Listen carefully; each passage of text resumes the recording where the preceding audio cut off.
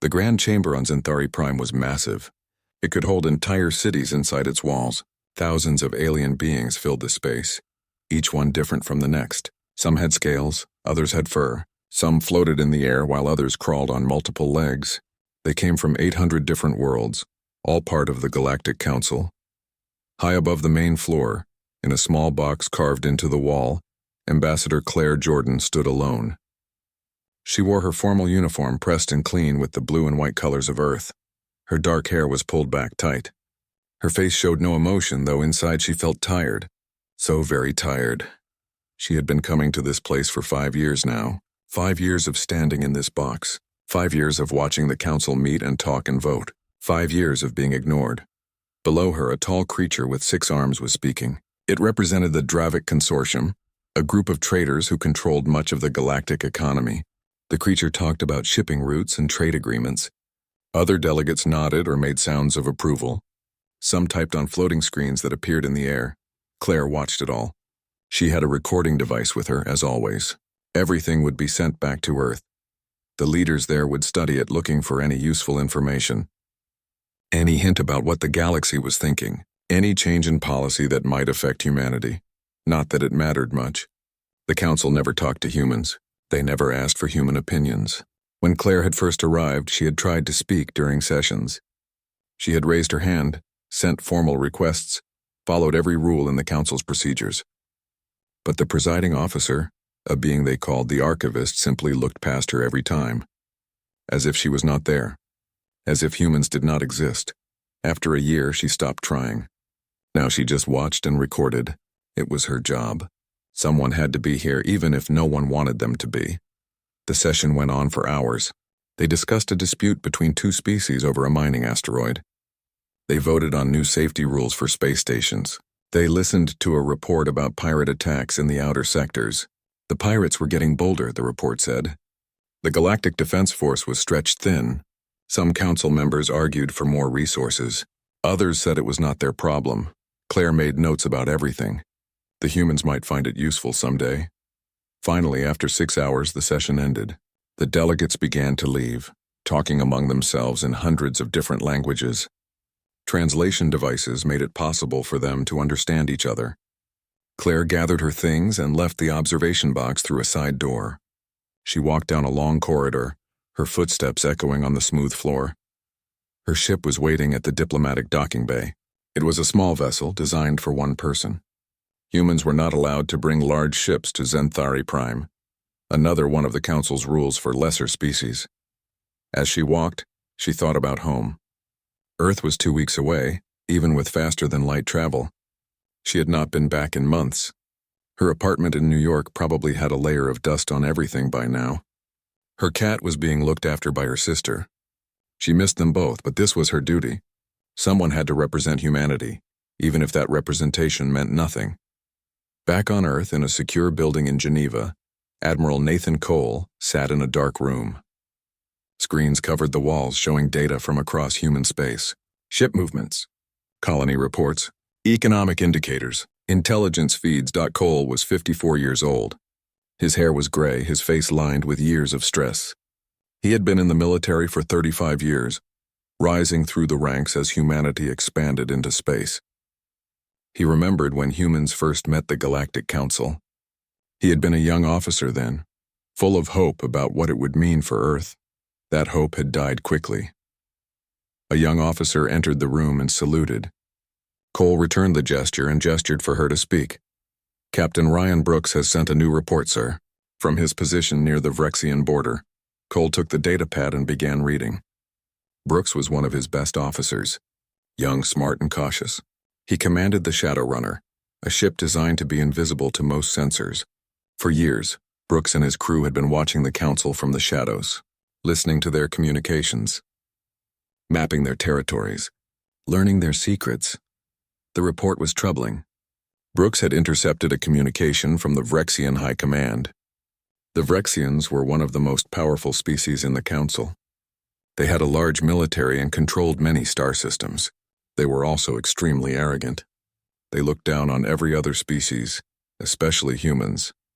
According to the intercepted message, a Vrexian delegate named High Legate Zythor was preparing a proposal for the council. He wanted to reclassify humanity. Currently, humans were listed as Class 7, which meant they were considered primitive but not dangerous. Zythor wanted to change that to Class 9. That classification was used for species that the council saw as a threat. It came with harsh restrictions. Human ships would be banned from most of galactic space. Human colonies near council borders might be forced to disarm. It was, in essence, a way to crush humanity without actually declaring war. Cole put down the datapad and rubbed his eyes.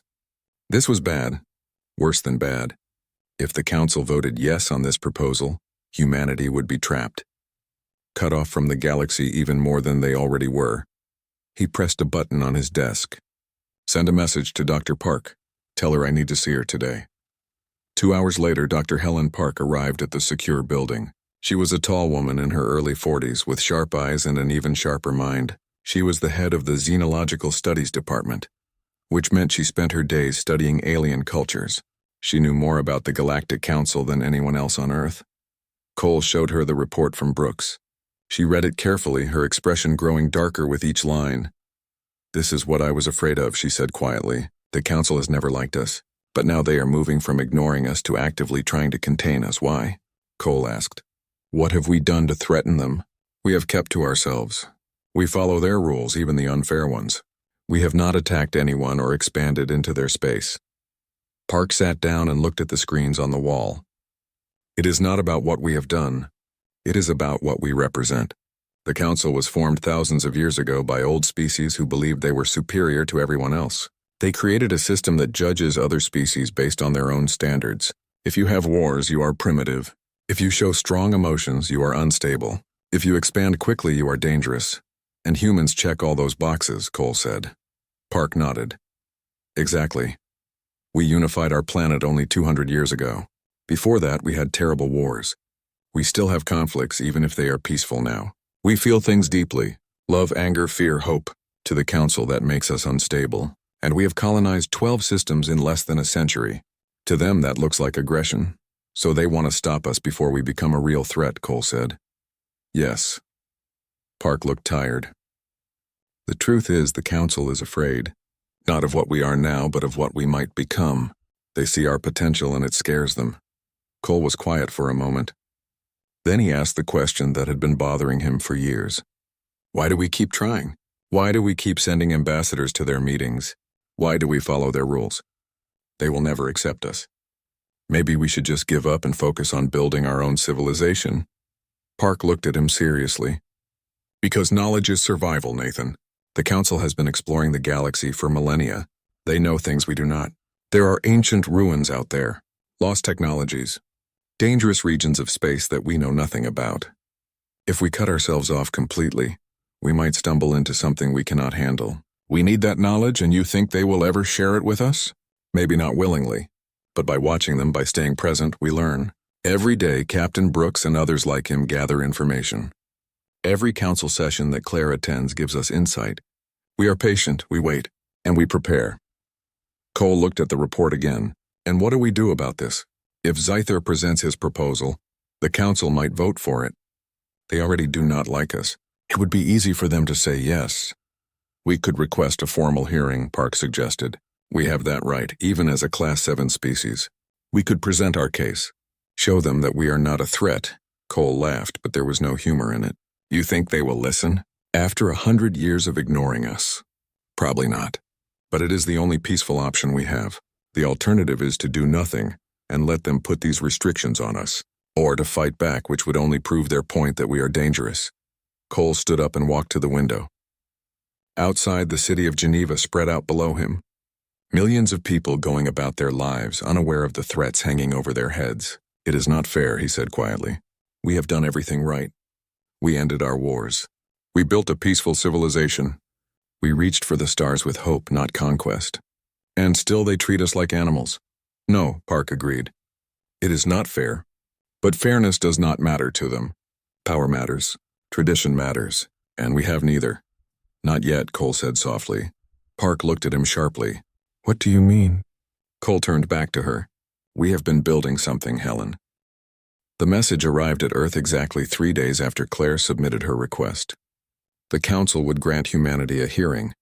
They would allow one representative to speak for exactly 10 minutes. The date was set for 2 weeks from now. In Geneva, the Terran Commonwealth convened an emergency meeting. Leaders from all 12 human colonies appeared on holographic screens around a large conference table. Admiral Cole sat at the head of the table. Dr. Park sat beside him. On the largest screen was the Prime Minister of Earth, an older woman named Linda Carter who had led humanity for the past 6 years. "This is it," Carter said. "Our one chance to change their minds. If we fail, they will vote to restrict us even further. Our colonies near council space will be in danger. Our ships will be banned from most trade routes. We will be prisoners in our own small corner of the galaxy." A man from the Mars colony spoke up. "Then we should not go. We should refuse to play their game. Let them vote on their restrictions. We will survive without them." Another voice, a woman from the Europa station, disagreed. "If we do not show up, it makes us look weak. Like we are afraid of them. We have to try." The debate went on for an hour. Some wanted to boycott the hearing. Others wanted to make a strong speech. A few suggested trying to make deals with individual council members before the vote. Finally, Prime Minister Carter raised her hand for silence. "We will attend the hearing. Ambassador Jordan will speak on our behalf. Dr. Park will help her prepare the best speech possible. We will present our case with dignity and hope for the best. But we will also prepare for the worst. Admiral Cole, I want the fleet on alert. If the council votes against us, we will withdraw all our people from council space immediately." Cole nodded. "Understood. The fleet will be ready." For the next 2 weeks, Claire worked with Helen Park to create the perfect speech. They listed every achievement humanity had made in the past century. The end of war on Earth, the peaceful colonization of 12 systems, medical advances that had saved billions of lives, cultural achievements in art, music, and science. They wanted to show the council that humans were not primitive animals. They were a mature, capable species that deserved respect. Claire practiced the speech over and over. She memorized every word. She rehearsed in front of cameras so she could see how she looked. She worked on her tone, making sure she sounded confident but not aggressive, humble but not weak. The day of the hearing finally came. Claire put on her best uniform. She checked her appearance one last time. Then she walked through the long corridors of the council building to the grand chamber. The chamber was full. Every delegate from every member species was there. Claire could feel thousands of eyes watching her as she walked to the podium in the center of the floor. For the first time in 100 years, a human stood in the heart of the Galactic Council. The archivist, the tall being who presided over the council, spoke in a voice that echoed through the chamber. "The human representative will now address the council. You have 10 minutes. Claire took a deep breath and began to speak. Her voice was clear and strong. "Members of the Galactic Council, I stand before you today representing humanity. We are a young species, yes. We have made mistakes, as all species do. But we have also grown. We have learned. And we have achieved things that we hope will earn your respect." She went on to describe everything they had prepared. She talked about how Earth had been divided by wars for centuries, but those days were over. Humans had learned to work together. They had created a democratic government that represented all people fairly. They had eliminated poverty and hunger on their home world. She described the colonies. Each one was built with care, taking nothing from worlds that already had life. Humans only settled on empty planets and moons, transforming them through hard work and technology. They had not taken anything from other species. They had not invaded or conquered. She talked about human science. Medical breakthroughs that cured diseases, engineering marvels that made space travel safer, research into physics and biology that expanded the understanding of the universe. As she spoke, Claire looked around the chamber. Some delegates seemed to be listening. Others looked bored. A few were openly dismissive, making gestures to each other and not even pretending to pay attention. But she continued. She had to. "I know that many of you see us as violent and emotional. It is true that humans feel things deeply. We love passionately. We grieve when we lose those we care about. We get angry when we see injustice. But these emotions do not make us dangerous. They make us compassionate. They drive us to help others, to fight for what is right, to never give up in the face of difficulty." She looked directly at where the Rexian delegation sat. They were easy to spot, large reptilian beings with dark scales and cold eyes. I have heard that some members of this council believe humanity should be further restricted, that we should be classified as dangerous. But I ask you, what have we done to earn such treatment? We have followed your rules. We have kept our distance. We have caused no harm to any member species. We ask only for the chance to prove ourselves. The chance to be judged fairly, not by prejudice, but by our actions. Her time was running out. She could see the countdown on a display near the archivist. We do not ask for special treatment. We do not demand that you accept us immediately.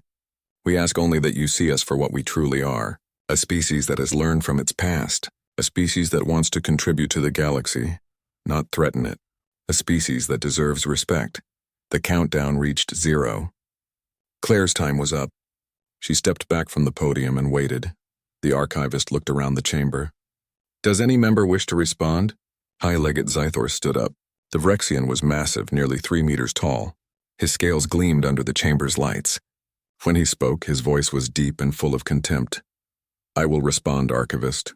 He turned to face Claire, though he spoke to the entire council.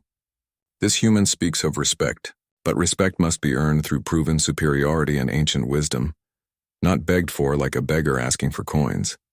She claims that humans have ended their wars, but it has been less than 200 years. 200 years! Some of the species in this chamber have maintained peace for 10,000 years. The humans celebrate 2 centuries as if it is a great achievement. Zythor began to pace, his movements deliberate and theatrical. She speaks of their colonies. 12 systems in 1 century. Why such rapid expansion? Why the rush to spread across the galaxy? I will tell you why. Because humans are driven by greed and the need to consume. They expand like a virus, taking what they want. Claire felt her face grow hot with anger, but she kept her expression neutral. She had to stay calm. And their emotions, Zythor continued. The human admits that her species feels deeply. Love, anger, grief. These emotions cloud judgment. They lead to irrational decisions. A truly advanced species has learned to control such primitive impulses. He stopped and looked directly at Claire. On my homeworld, we have creatures called Valka. They are somewhat intelligent. They can use simple tools. They communicate with each other. But they are still animals. They lack the sophistication to be considered truly sentient. When I look at humans, I see the same thing. Clever animals who have learned to mimic civilization without truly understanding it. The chamber erupted. Dozens of delegates made sounds that Claire's translator identified as laughter. Some pounded their desks or appendages on their armrests. Others made gestures that needed no translation. They were mocking her, mocking all of humanity. Claire stood frozen at the podium. She felt Dr. Park's presence in the observation box above, probably watching in horror. She thought of everyone on Earth, waiting for news of how the hearing went. She thought of Admiral Cole and his fleet, standing ready.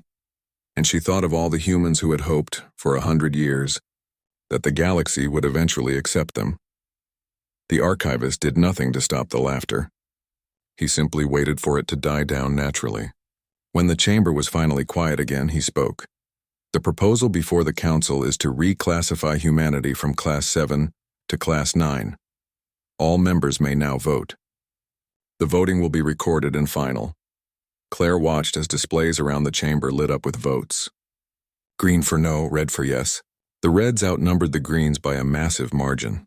Some species abstained, showing yellow. But none voted in favor of humanity. The final tally appeared on the main screen. 637 species voted yes. Only 12 abstained. 0 voted no. The proposal is approved, the archivist announced. Humanity is hereby reclassified to Class 9. All restrictions associated with that classification will take effect immediately.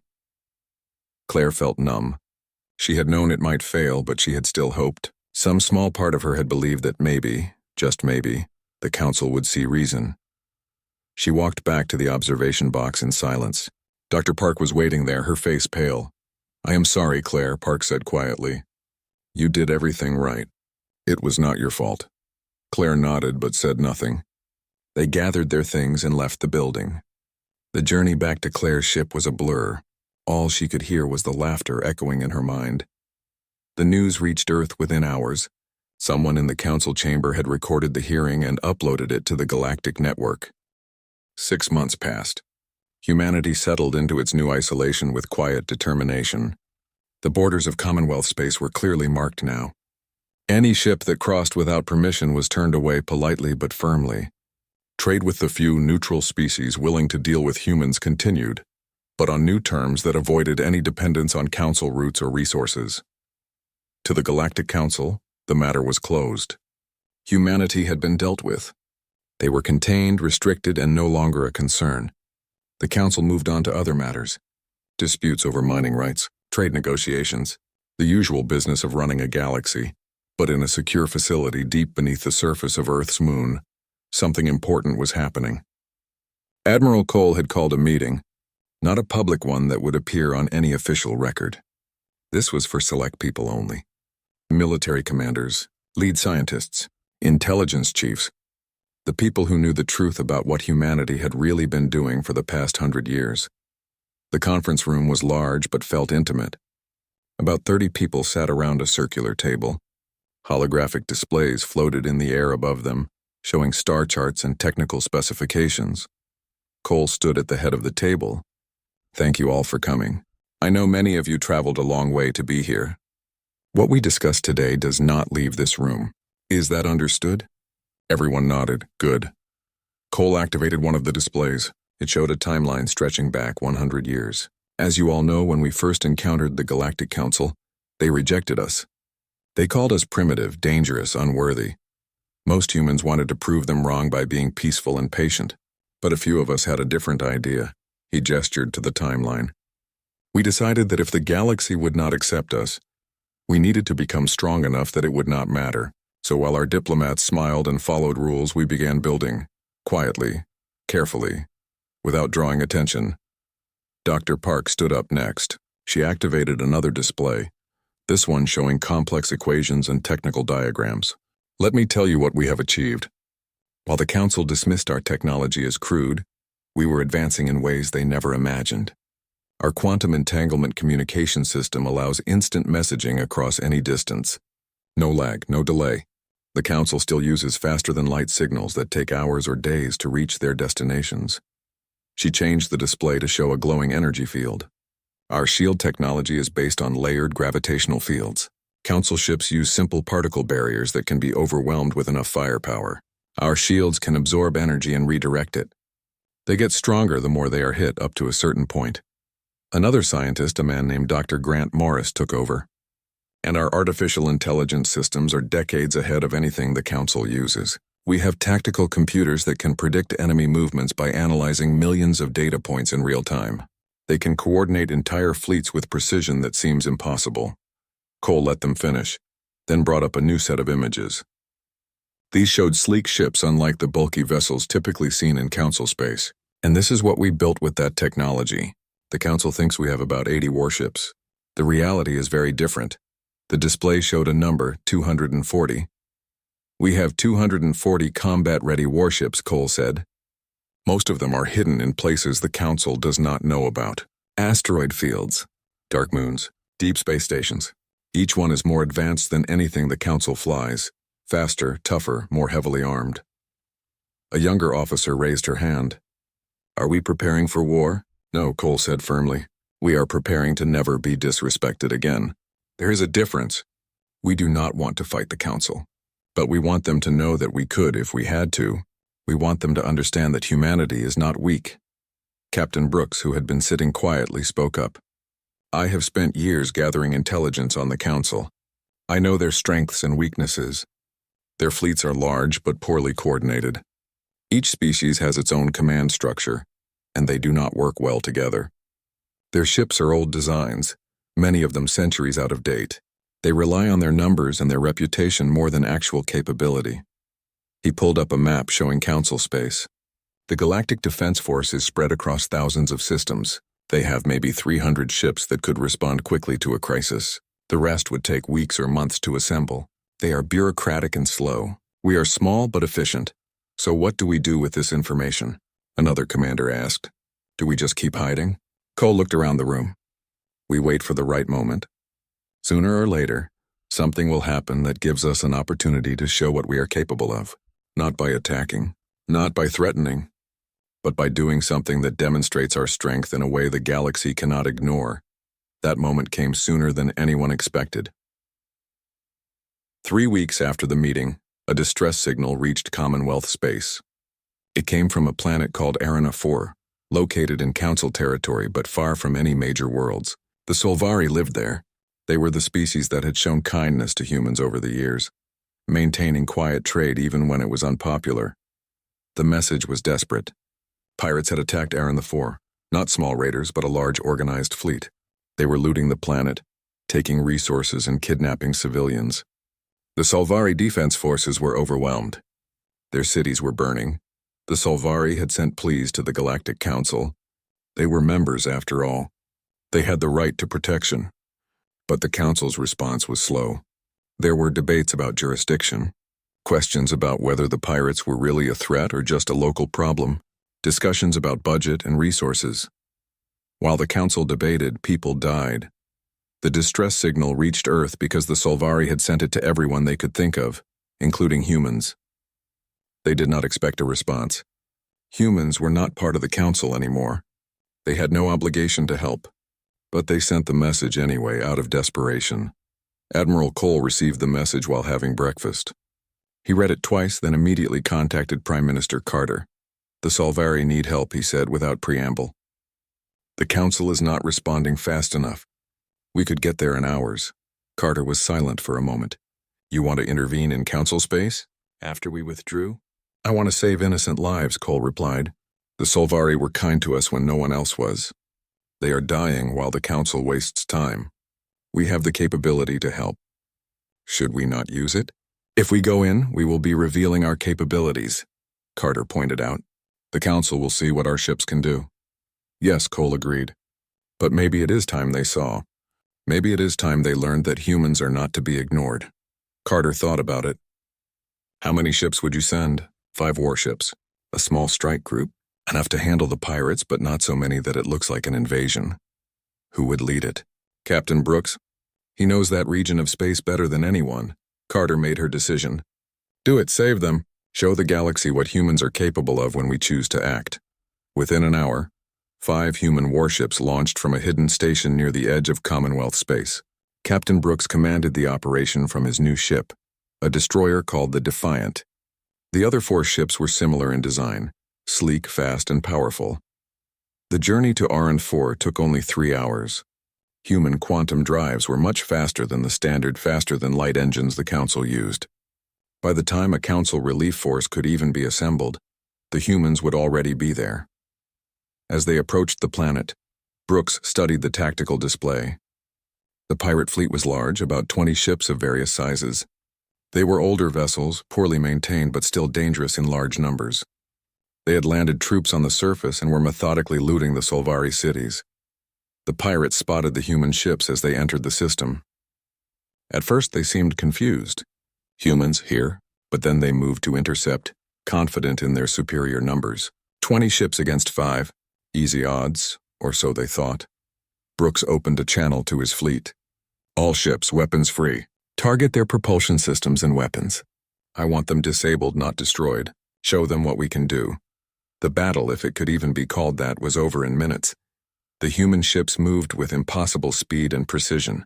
Their tactical computers analyzed every pirate vessel, identifying weak points and optimal firing solutions. The pirates opened fire first, launching missiles and energy beams. But the human shields absorbed everything without strain. Not a single shot got through. Then the humans fired back. Precise, controlled bursts from advanced weapons. One pirate ship lost its engines. Another had its weapon systems destroyed. A third tried to run but was disabled before it could even activate its faster-than-light drive. The pirates realized too late that they had made a terrible mistake. They tried to surrender, broadcasting on every frequency they could find. Brooks accepted their surrender. His ships took up positions around the disabled pirate vessels, while 2 of the destroyers descended to the planet. Human troops deployed to help the Solvari. Medical teams treated the wounded. Engineers began repairing damaged infrastructure. Relief supplies were distributed to refugees. The Solvari could hardly believe what was happening. Humans had come to help them. Humans, who were not even part of the Council anymore. The rescue of Aaron IV created waves that spread across the galaxy. Species that had been ignored by the Council began reaching out to humanity. Minor colonies sent trade proposals. Frontier worlds asked about defense agreements. Independent systems that had grown tired of Council bureaucracy saw humans as a possible alternative. For the first time in galactic history, the Council's authority was being openly questioned. Not by a rebellion or a rival empire, but by the simple fact that someone else had proven more reliable in a crisis. The archivist called an emergency session. The Grand Chamber was packed. Every delegate attended, knowing that what they discussed would shape the future of the galaxy. Some argued that humanity should be invited to join the Council immediately. They pointed out that humans had demonstrated capability, restraint, and compassion. These were exactly the qualities the Council claimed to value. Others disagreed. Led by High Legate Zythor, they insisted that humanity's actions proved they were dangerous. Their advanced technology meant they had been hiding their strength. Their quick response meant they had military assets positioned throughout the galaxy. This was exactly what the Council had feared. The debate went on for hours with no resolution. The Council was divided in a way it had not been in centuries. Meanwhile, a small group of moderate delegates met in secret. They represented species that had grown frustrated with the Council's rigid ways. The Torvasi Federation, the Lorene Collective, the Mirani Unity. All of them believed that the Council needed to change or it would eventually collapse. One of them, a Torvasi diplomat named Keller, made a proposal. We should reach out to the humans directly, not as the Council but as individual species. Open back channels. See if we can negotiate something. A Lorene representative named Sela agreed. The Council has failed. We ignored the Solvaries' pleas and humans saved them. That should tell us something. Maybe it is time to admit we were wrong. But how do we approach them? Another delegate asked. They withdrew from all contact with us. They might not even respond. We send a message to their ambassador, Keller said. Claire Jordan. She was treated terribly by this Council, but she is still their representative. We tell her that some of us want to make things right. The group agreed. They drafted a careful message and sent it through encrypted channels. Claire received the message while working at her office in New York. She read it 3 times to make sure she understood correctly. Some Council members wanted to meet with her, secretly, to discuss possible negotiations. She immediately contacted Admiral Cole and Prime Minister Carter. They held a secure video conference to discuss the offer. It could be a trap, Cole warned. A way to gather information about us, or it could be genuine, Claire countered. These species were some of the ones that abstained from voting against us. They have been pushing for reforms for years. Maybe they see this as an opportunity. What would you say to them? Carter asked. Claire thought about it. That humanity is willing to talk, but only as equals. No more observation boxes, no more being treated as primitives. If they want to negotiate, it has to be on our terms. Carter nodded slowly. All right, meet with them. But be careful, and make it clear that we are not begging for acceptance anymore. Claire agreed to the meeting. It would take place on a neutral station in unclaimed space. Just her and the moderate delegates. No guards, no weapons. Just talking. But while some Council members sought peace, High Legate Zythor had other plans. In his chambers on the Vrexian homeworld, Zythor met with his military commanders. The humans have made fools of us, he said, his voice cold with anger. They revealed technology we knew nothing about. They intervened in Council space without permission. And now other species are questioning our authority because of them. One of his commanders, a younger officer named Crane, spoke carefully. What would you have us do, High Legate? We will send a fleet to the edge of human space, Zythor replied. A show of force. We will conduct what we call routine patrols. If the humans react aggressively, we will have justification to act against them. If they do nothing, we prove they are cowards. Either way, we win. The commanders looked at each other nervously. A full battle fleet? Near human territory? That seems provocative. Good, Zythor said. Let it be provocative. The humans need to remember their place, and the Council needs to remember who truly holds power here. Within days, a Vrexian fleet began moving toward Commonwealth space. It consisted of 200 warships, one of the largest military forces assembled in decades. The stated purpose was routine border patrol, but everyone knew the truth. This was intimidation. Human sensors detected the fleet when it was still 3 days away. Captain Brooks, who had returned to monitoring duty, sent an immediate report to Admiral Cole. 200 Vrexian ships heading our way, Brooks reported. They are not hiding their approach. This is meant to be seen. Cole gathered his senior officers. The debate was intense. Some wanted to assemble their own fleet and meet the Vrexians in force. Others argued for a defensive stance, letting the Vrexians come close but not engaging unless fired upon. Cole listened to all the arguments, then made his decision. "We send one ship, one?" an officer asked in disbelief. "Against 200? One," Cole repeated. "The Endeavor. It is our most advanced demonstration platform. We outfit it with every system we have. Shields, weapons, sensors, everything. And we send it alone to meet them. What will one ship accomplish?" another officer asked.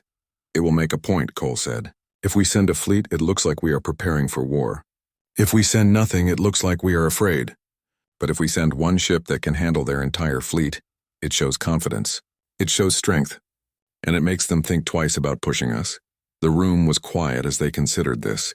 Finally, one of the older commanders smiled. "Bold. I like it." The Endeavor launched 2 days later. It was a beautiful ship, sleek and angular with no visible weapons ports. Everything was internal, hidden behind armor and energy fields. Its hull was a deep blue-gray that seemed to absorb light. The captain of the Endeavor was a woman named Laura Kent. She was 40 years old, calm under pressure, and had trained for years on simulation systems. But this was real. One ship against 200. As the Endeavor approached the Vrexian fleet, Kent opened a channel to Admiral Cole. "We are in position. The Vrexians have spotted us and seem confused." "I imagine they are," Cole replied. "Stand by. Let them make the first move." On the Vrexian flagship, High Legate Zythor stared at his display in disbelief. One human ship? Coming to face his entire fleet? It must be a trick, his tactical officer suggested. Perhaps they have more ships hiding nearby. "Scan the area," Zythor ordered. Find their hidden fleet, they scanned. There was nothing. Just the one ship. Zythor felt insulted. The humans were mocking him, sending a single ship as if his mighty fleet meant nothing. This arrogance needed to be crushed. "Open fire," he commanded. "Destroy that ship." The Vrexian fleet opened fire with everything they had. Energy beams, missiles, plasma torpedoes. Hundreds of weapons, all aimed at the single human vessel. On the Endeavor, Captain Kent watched the incoming fire on her displays. Shields to maximum. Evasive pattern delta. The ship moved with impossible grace. It twisted and turned through the barrage, its advanced drives allowing maneuvers that should not have been possible. Most shots missed completely. The few that hit were absorbed by the shields without causing any damage. The Vrexians fired again. And again. They poured everything they had at the human ship for 3 full minutes. The Endeavor did not fire back. It just moved through the storm of weapons fire, untouched. Finally, Captain Kent spoke. "Tactical lock onto every ship in their fleet." "Locked," her tactical officer confirmed. "All 200 vessels targeted. Firing solutions calculated. Display it for them." The Endeavor transmitted a tactical overlay to every ship in the Vrexian fleet. On their displays, they could see themselves targeted. Every single ship. The overlay showed exactly where the Endeavor would hit to disable their weapons and engines. The calculations were perfect. Frighteningly perfect. And the Vrexians realized that if the human ship wanted to destroy them, it could. All of them. Without breaking a sweat. Admiral Cole's voice came through on an open channel that everyone could hear. "High Legate Zythor, this is Admiral Nathan Cole of the Terran Commonwealth. Your fleet has fired upon one of our vessels without provocation." That was a mistake. His voice was calm, almost conversational, but there was steel beneath it. "I want to be very clear about something. Humanity does not seek war. We do not want to conquer anyone or threaten anyone. We just want to be left alone to build our civilization in peace. But we will not be pushed around. We will not be intimidated. And we will not tolerate attacks on our ships or our people." He paused. The Vrexian fleet was silent, waiting. "Your fleet is free to return to council space. We will not pursue you. We will not file complaints. We will simply let this incident pass. But if you continue this provocation, if you fire one more shot at our ship, we will respond. And I promise you, High Legate, you will not enjoy what happens next." Another pause. "The choice is yours." On the Vrexian flagship, Zythor stared at his tactical display. His officers looked at him, waiting for orders. The entire galaxy was probably watching this by now. Someone was always recording. The 3 months leading up to the vote were unlike anything humanity had experienced before. Every news channel, every social media platform, every public forum buzzed with debate. Should humans join the Council on their terms, or should they remain independent and build their own path? Arguments flew on both sides. Those in favor pointed out that joining the Council would give humanity access to knowledge accumulated over thousands of years. Ancient star maps, scientific discoveries, cultural exchanges with hundreds of species. They could learn so much. Those against joining reminded everyone of the humiliation. The laughter in the council chamber. The century of being ignored and dismissed. Why should humans join a system that had treated them so badly? Why not build something better on their own?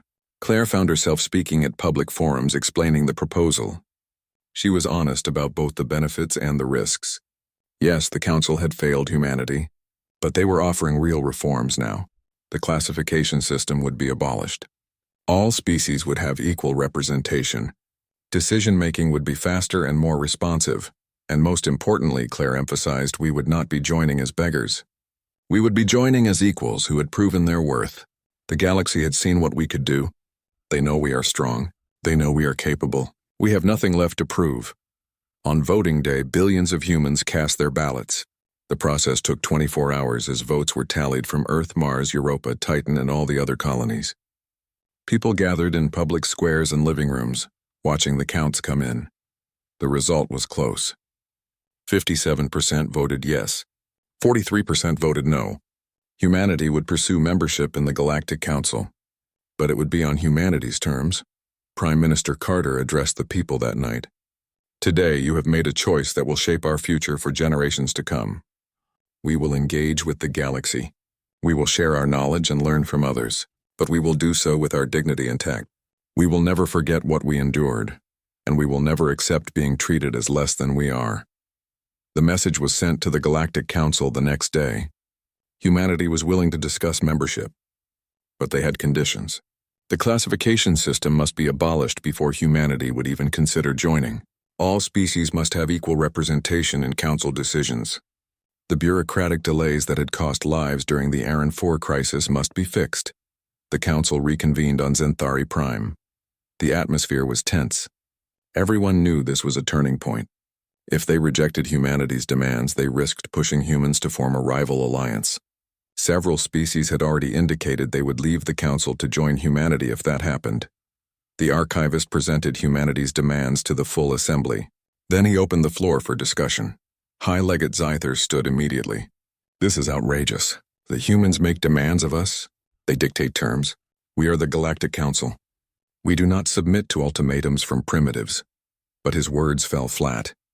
Too many delegates remembered the Vrexian fleet running from a single human ship. Zythor's influence had faded dramatically. Keller from the Torvasi Federation stood next. With respect, High Legate, the humans are not primitives. They have proven themselves more capable than many species in this chamber, and their demands are not unreasonable. The classification system is outdated. We all know it. It was designed thousands of years ago based on prejudices that no longer make sense. Other delegates joined in. The Solvari representative spoke passionately about how humans had saved their world when the council failed them.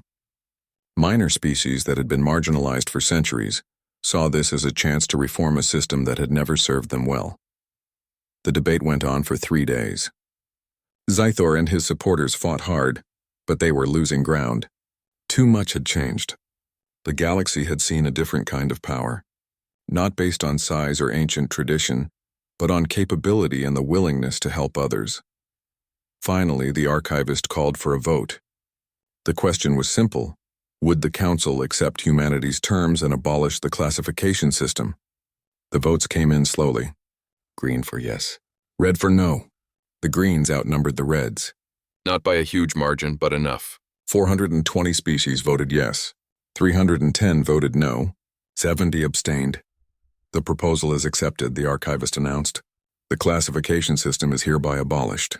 All species are to be treated as equals. A reform commission will be established to address the structural issues raised by humanity. and humanity is invited to join the Galactic Council as a full member with immediate representation. The chamber erupted in noise. Some species cheered, others protested. The Vrexian delegation stood and walked out, refusing to participate in what they called a mockery of tradition. But most delegates stayed, and most of them looked relieved. Change was scary, but it was also necessary. The council had grown stagnant. Humanity had forced them to evolve. Ambassador Claire Jordan stood at the central podium once again. But this time she was not in an observation box. She stood where all full members stood. Her voice was steady and clear.